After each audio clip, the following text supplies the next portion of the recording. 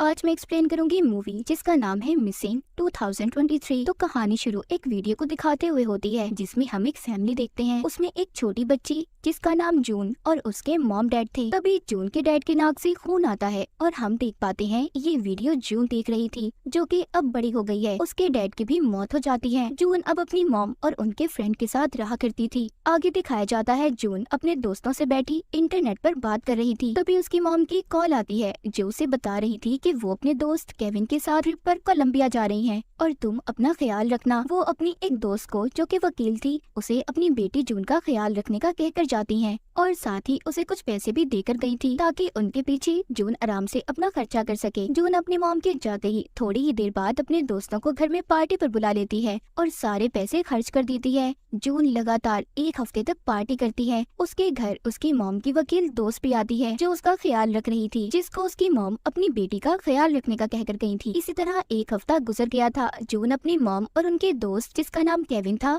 उन्हें एयरपोर्ट पर लेने जाती है, मगर काफी ज्यादा इंतजार करने के बाद जब केविन और उसकी मॉम नहीं आती तो जून अब थोड़ा डरने लगी थी। वो घर आकर अपनी मॉम और केविन को कॉल भी करती है मगर कोई भी फोन नहीं उठाता। अब जून कोलंबिया के उस होटल से राब्ता करती है जहाँ पर उसकी मॉम और केविन रुके थे, जहाँ से उसे ये पता चला था कि वो अपना सामान लिए बगैर ही वहाँ से चले गए। अब जून होटल वालों को ये मैसेज करती है कि आप प्लीज होटल के बाहर लगे कैमरास को देख सकते हैं, जिस बात पर होटल वाले उसे जवाब देते हैं कि इसके लिए आपको यहाँ पर आना होगा और वो भी 48 घंटों के अंदर अंदर। घबराई हुई जून ये सारी बातें अपनी मॉम की वकील दोस्त को बताती है, जिसके बाद वो कोलंबिया की एम्बेसी में जून की मॉम की लापता होने की रिपोर्ट लिखवाती हैं। जिसके कुछ दिन बाद जून को कोलंबिया के पुलिस इंस्पेक्टर की कॉल आई थी जो पूछते हैं तुम्हारी मॉम ने क्या तुम्हें कहीं और जाने का बताया था? पर जून को ऐसा कुछ भी उसकी मॉम ने नहीं बताया था और न ही वो इस बारे में कुछ जानती थी। जून अब इंटरनेट से ही कोलंबिया के टूरिस्ट की वीडियो देखती है, जो लोग ट्रिप पर गए थे उनकी वीडियोस को देखती है। वो सोचती है कि शायद इसे इसकी मॉम का कुछ पता चल जाए, मगर उसे वहाँ से भी कुछ नहीं पता चलता। वो समझ गई थी कि इस मामले में पुलिस उसकी कोई मदद नहीं कर सकती, इसीलिए अब वो खुद ही इस केस के बारे में छानबीन करने का सोचती है। सबसे पहला काम वो कोलंबिया के एक खुफिया एजेंट को $8 में खरीद लेती है। पहले तो वो एजेंट उसका काम करने से मना कर देता है, पर जब वो उसे उसके बेटे की याद दिलवाती है जो कभी किसी बात को मना नहीं करता था, तो वो एजेंट मान गया था। अब जून उससे कहती है कि तुम्हें उस होटल में जाकर वहाँ की रिकॉर्डिंग वीडियोस को लाना होगा जिस होटल में इसकी मॉम रुकी थी। वो एजेंट कहता है कि तुम अपनी मॉम और केविन के जीमेल अकाउंट को क्यों नहीं चेक करती, क्या पता तुम्हें वहाँ से कुछ इन्फॉर्मेशन मिल जाए। अब जून जब अपनी मॉम के जीमेल को खोलती है तो वो नहीं खुल रही थी और केविन की भी जीमेल उससे नहीं खुलती। तभी जून के घर उसकी दोस्त आती है। ये दोनों मिलकर किसी तरह केविन की जीमेल आईडी को खोल लेती हैं, जिसमें इन्हें पहली तस्वीर एक लड़की की मिली थी और जब ये थोड़ा और चेक करती है तो केविन ने अपनी आईडी में बहुत सी लड़कियों को ब्लॉक किया हुआ था, यानी कि वो उससे दोबारा कोई राब्ता न कर सके। और अजीब बात ये थी कि सभी लड़कियां उससे पैसे मांग रही थी। जून लड़कियों के मैसेज देखकर समझ गई थी कि केविन एक धोखेबाज आदमी है और हो सकता है उसकी मॉम को भी इसी ने किडनैप यानी अगवा किया हो। जिसके बाद खुफिया एजेंट भी दोबारा से जून से राब्ता करता है जो उसे बताता है कि उसे होटल से कोई वीडियो नहीं मिली, पर हाँ पता चला है तुम्हारी मॉम और केविन 19 तारीख को चले गए थे। जिसके बाद जून अब ये सारी बातें कोलंबिया की पुलिस को बताती है और उसे ये सारी इन्फॉर्मेशन जानकारी का इस्तेमाल करने का कहती है। तो पुलिस इंस्पेक्टर उसे केविन के बारे में बताते हैं कि वो 2 साल पहले जेल से आया था और साथ ही वो केविन की जीमेल भी उन्हें देने वाली थी, पर रुक जाती है क्योंकि इस काम से जून को भी जेल हो सकती थी। ये काम इलीगल था, यानी कि जैसे आपको पता है किसी के अकाउंट को हैक करना और उसका गलत इस्तेमाल या फिर किसी की इजाजत के बगैर उसकी सोशल मीडिया का इस्तेमाल करना, ये साइबर क्राइम है जिससे आपको जेल भी हो सकती है। तो इसीलिए जून ने भी ऐसा नहीं किया था, मगर अब किसी भी तरह उसे अपनी मॉम को ढूंढना था। जून को केविन की एक खुफिया जगह का भी पता चला था जो शहर से दूर सुनसान जगह पर थी। उस जगह से उसे एक आदमी के बारे में भी पता चलता है। जब जून उसे कॉल करती है तो उस आदमी से उसे ये पता चला था कि केविन उसका दोस्त है और वो जेल में ही दोस्त बने थे। वो उस आदमी से अपनी मॉम के बारे में भी पूछती है तो वो आदमी कहता है कि हाँ केविन ने मुझे बताया था कि वो एक औरत से बहुत प्यार करता है और वो उसी के लिए खुद को अच्छा बना रहा है। ये सब सुनकर जून उसका फोन काट देती है। जिसके बाद जून को खुफिया एजेंट की वीडियो कॉल आती है जिसको एक लॉक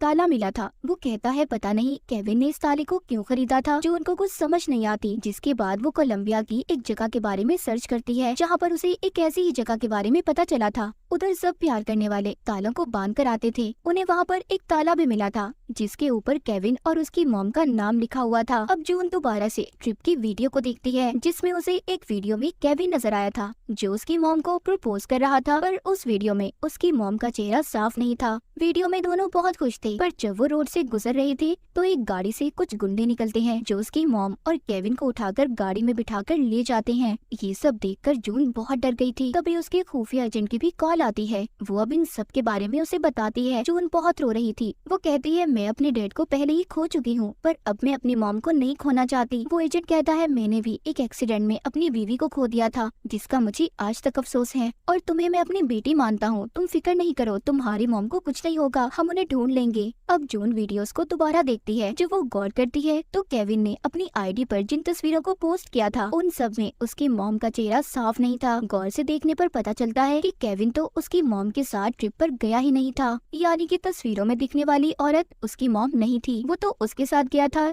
जिसकी तस्वीर जून ने केविन की मेल पर देखी थी। अब पुलिस को भी ये बात पता चल गई थी कि जून की मॉम घर और एयरपोर्ट के दरमियान से गायब हुई है और वो अगवा करने की वीडियो भी शायद नकली है। पुलिस उस लड़की तक पहुंच गई थी जिसकी वीडियो केविन के साथ थी। पुलिस ने उसे प्लेन से गिरफ्तार किया था, मगर जब वो अपना बयान देती है जिसे पुलिस भी सुनकर हैरान हो गई थी। वो लड़की कहती है कि मैं एक एक्ट्रेस हूँ। मुझे केविन नाम के आदमी ने कहा था कि वो एक शो बना रहा है जिसमें मुझे सिर्फ अपने लाइफस्टाइल को दिखाना है। वो ये भी बताती है कि जब केविन ने मुझे उस किडनैपिंग वाले सीन के बारे में बताया तो मुझे ये बातें बहुत अजीब लगी थी, जिसके बाद मैं वहाँ से आ गई। उस एक्ट्रेस की बातों से पुलिस को भी पता चल गया था कि उसकी सारी बातें सच हैं। अब यहाँ पर कहानी का रुख बदलने वाला था। पुलिस वाले जून को बताते हैं कि तुम्हारी मॉम एक अजीब खातून है। उन्होंने कुछ वक्त पहले अपनी आईडी को कोड से बदलवा लिया था और अब उनका नया नाम क्या है, वो कहाँ पर है, कोई भी नहीं जानता। सब बातें सुनकर जून भी अब परेशान हो गई थी। वो एक बार फिर केविन के अकाउंट को चेक करती है जहाँ पर उसे एक मैसेज एप्लीकेशन के बारे में पता चला था। वहाँ पर उसे केविन का मैसेज मिला था जिसमें वो कह रहा था कि जून की मॉम को शायद सब कुछ पता चल गया है। अब जिस नंबर पर केविन ने मैसेज भेजा था वो जब उस नंबर को सेव करने लगती है तो हैरान हो जाती है, क्योंकि वो नंबर तो उसकी मॉम की वकील दोस्त का था जिसको जून की मॉम इसका ख्याल रखने का भी कहकर गई थी। जून को थोड़ी थोड़ी बातें समझ आने लगी थी।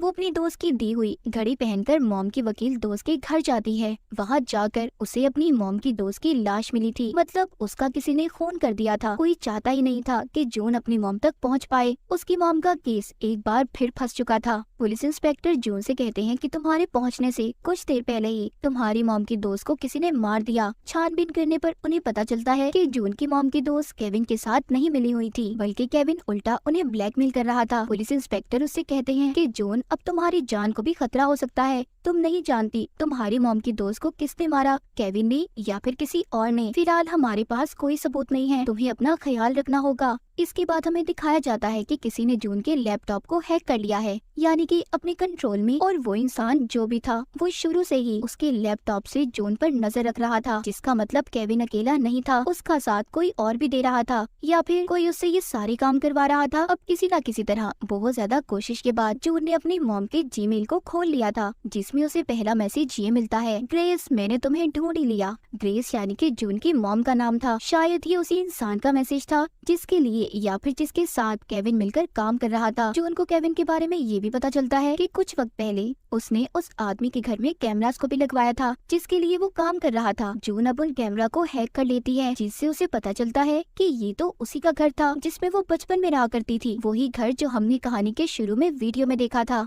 उधर केविन भी पुलिस से लड़ाई में मारा जाता है। जून अब सोचती है कि जब केविन भी मारा गया तो आखिर ये इंसान कौन है जो हमारे बारे में इतनी इन्फॉर्मेशन रखता है और हमारे पीछे पड़ा हुआ है। तभी उसे उसी आदमी की कॉल आती है जिसने पहले इसे केविन के बारे में बताया था, जो कोई और नहीं बल्कि इसके डैडी थे, जिनको हमने कहानी के शुरू में नाक से खून निकलते मरते हुए देखा था। मगर जून के डैड मरे नहीं थे और जो घर उस सुनसान जगह के बारे में जून को पता चला था वो इसी के बचपन का घर था। सब जानने के बाद जून अपने डैड को घर पर मिलने बुलाती है। वो समझ ही नहीं पा रही थी कि वो खुश हो या फिर दुखी। अब जब उसके डैड आते हैं तो वो अपने डैड से पूछती है कि आप इतने सालों से कहाँ पर थे, जिस पर वो उसे बताते हैं कि तुम्हारी मॉम ने मुझे 12 सालों के लिए जेल में भिजवा दिया था। ये सब बातें सुनकर जून को कुछ अजीब लग रहा था। तभी उसके डैड उसे पकड़कर उसके बचपन वाले घर में ले आते हैं और उसे वहाँ पर बांध देते हैं, जहाँ पर जून की मॉम को भी उन्होंने कैद किया हुआ था। यानी कि अब तक जो कुछ भी हो रहा था सब कुछ जून के डैड करवा रहे थे। यहाँ पर हमें एक और हैरान कर देने वाली बात पता चलती है। जून के डैड एक बहुत ही गलत इंसान और बहुत बुरे हस्बैंड थे।